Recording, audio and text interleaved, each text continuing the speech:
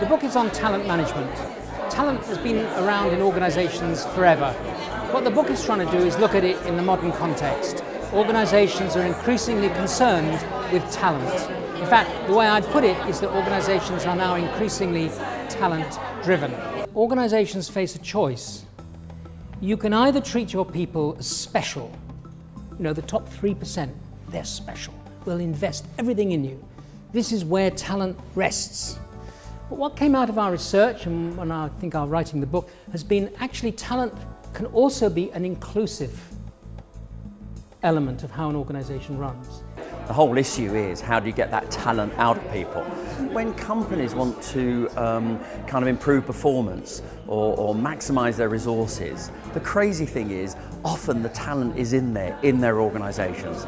They just haven't done the right things to unlock it and bring it to the surface. Organisations' investment in talent management tends to be more talking about it than doing it.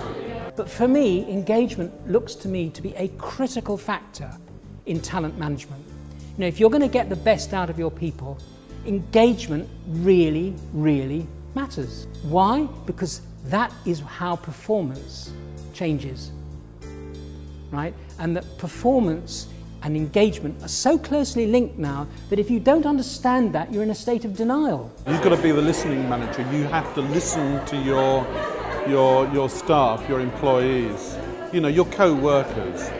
Listen to them and communicate with them. You find out what their ambition is and you can help them reach their personal goals.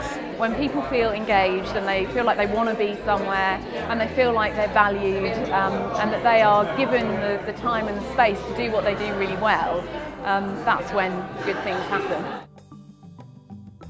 Talent management is a critical addition to the Financial Times briefing series because it's one of the top themes that managers worry about. Keep senior decision makers awake at night.